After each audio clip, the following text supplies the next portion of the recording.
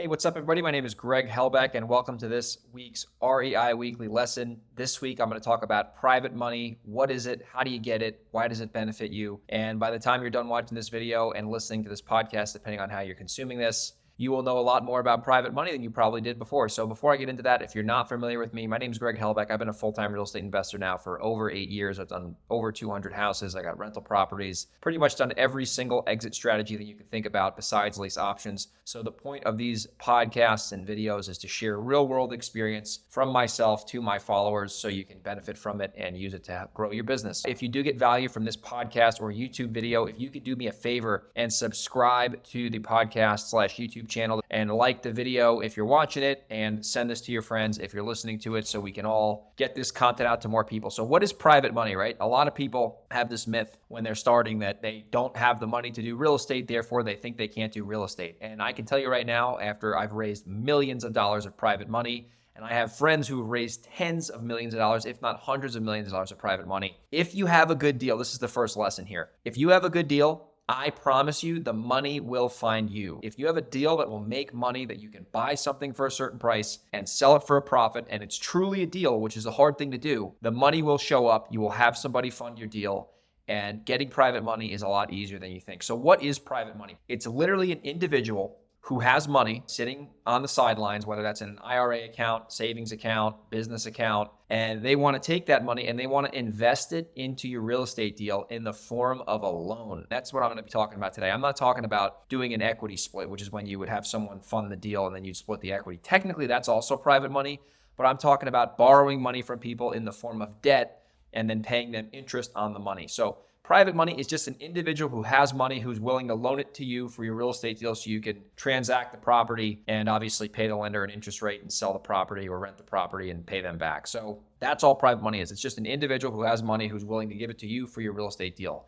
Where do you find these people? I'll tell you what, they're a lot more common and frequent than you think. There's a lot of people that you probably know in your network that have money sitting in a retirement account or a bank account or a stock account. And maybe that money that they have is not earning a return that they're satisfied with. They either don't want to change or they don't know that they can change the way they invest. So what you need to do in order to find people like this is I make posts on Facebook and Instagram and I say, hey, if you got some money sitting on the sidelines and you want to get involved in real estate, but you don't want to do all the hard work of buying and selling, you just want to put your money to work for you, send me a message and I can talk about how you can become one of our private lenders and invest in our deals alongside of us. So I like to make a lot of content around private money and teach people how to reach out to me if they're interested. So I'll just give you my first ever private money deal scenario where I actually borrowed money from an individual. So I had a property that I was buying and it was a very good deal. It was in New Windsor, New York, and I think it was a $100,000 purchase price. And my buddy, Mike, his dad has some money sitting around and he has money that he's willing to loan out for a certain interest rate.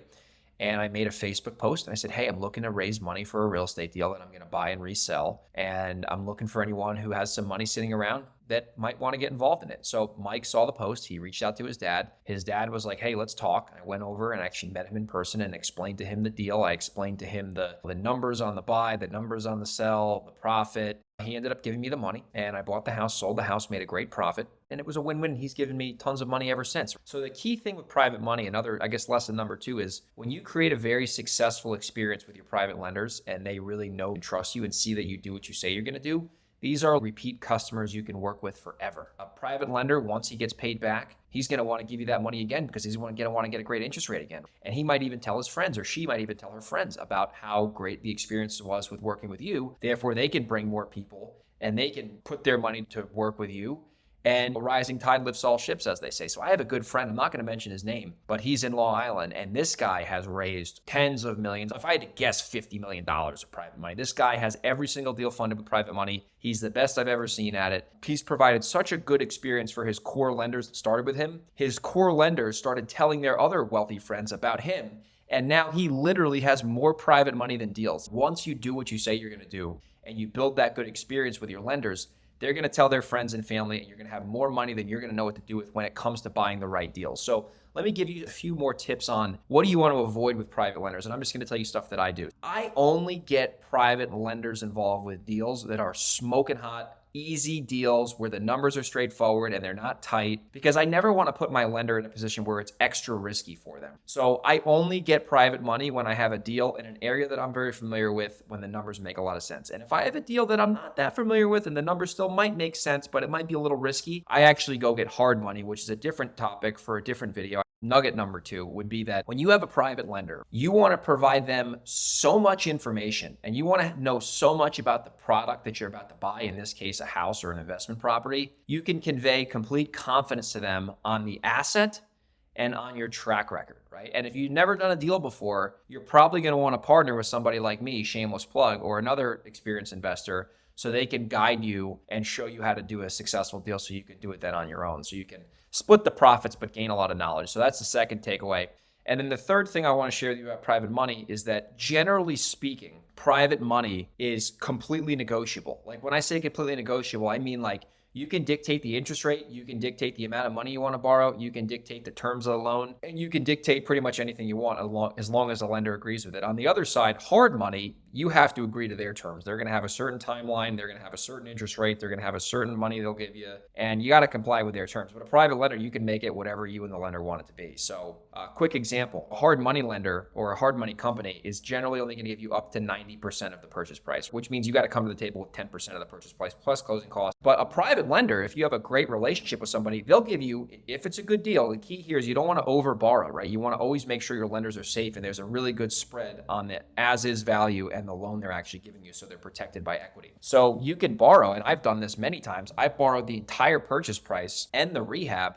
So I've had to literally come out of pocket zero because I borrowed all that money from a lender and the lender was cool with that. So I'm actually going to walk you through an example before I end this podcast on a deal I did where I used private money to fund the entire purchase price and the closing costs and some of the rehab. So this was on 52 Robin Road in Poughkeepsie, New York. I bought a property. I got a private lender who was a wealthy dentist in Long Island to fund the deal. He gave me all of the money to buy it. He gave me all the money for the closing costs, and he gave me my first $10,000 worth of rehab money. So I had to come out of pocket to buy that house with zero. I actually got paid, technically speaking, to buy that house. And because it was the first time I worked with him, I told him I was going to pay for the rest of the rehab out of my pocket, just so I show some skin in the game, which is another thing you want to do if you've never worked with a lender before and you want to show them that you're serious. You probably shouldn't borrow all the money on your first deal. Wait for your experience to add up, and then you can start borrowing all the money if the numbers make sense. So in this case, I borrowed all the money to buy it, all the money to close on it, and then I borrowed some of the money to rehab it. But the way that deal worked, we negotiated a certain interest rate, and the way that I structure my deals is a little different. I guarantee the lenders a certain interest rate, because usually what I do is I generally do 12% per year on a 12-month term, 1% per month for the duration of 12 months. So in theory, if we were to look at those terms, if I had the money for 3 months, I'd owe the lender 3%. If I had the money for 12 months, I'd owe them 12%. If I had the money for 10 months, I'd owe them 10%. But the way that I really get lenders' ears to perk up like this is I say, listen, if I have the money for less than 6 months, I'm going to guarantee you at least a 6% interest rate, which means that if I have the deal for a month and I buy it and resell it, that lender's guaranteed to get at least 6% interest on their money. So it gives them an incentive. It actually makes their return better. So the shorter they have the money out with me, if I'm guaranteeing a certain interest rate, the higher return they're going to get and the quicker they're going to get their money back. And then the more they're going to want to put it into the next deal and the next deal and the next deal. So anyway, this property, I think I owned the house for 7 months or something like that. So I paid him whatever the interest rate was, divided by 12 times 7. That was his interest rate. He got a great interest rate on that. I made a great profit on that house. He got his money back, and that's a lender I can work with again in the future. So that's how this thing works. And one more thing, and I'll end this video after this, is when you're working with private lenders, you want to make sure you put a first mortgage against that property, or in other states, a first deed of trust. So the collateral is the house. So if you screw up for some reason, or you get struck by lightning, the lender could at least take the house back and sell the house and, number one, make a profit on the house, and number two, get their initial investment back. So you always want to make sure you're not doing unsecured loans with people. You want to do collateralized first position liens against the property, which is the house you're buying. And the way that looks like on paper is there's 2 documents you sign. You sign a note, which is basically a document that says X person owes Y person money. These are the terms of it, interest rate, etc. And the second thing is the actual security instrument, which is a deed of trust in Nevada. Or if it's in New York, it'd be a mortgage. You got to look at your state. Any attorney, any title company knows how to do these deals. I've borrowed millions of private money. It's really helped me out in my business. If you got value from this video, leave a review, like it. And if you're in New York, Reno, Delaware, or San Diego, and you have a deal you want to sell me, email me, Greg at velocityhousebuyers.com, and I'll see you on the next REI weekly lesson.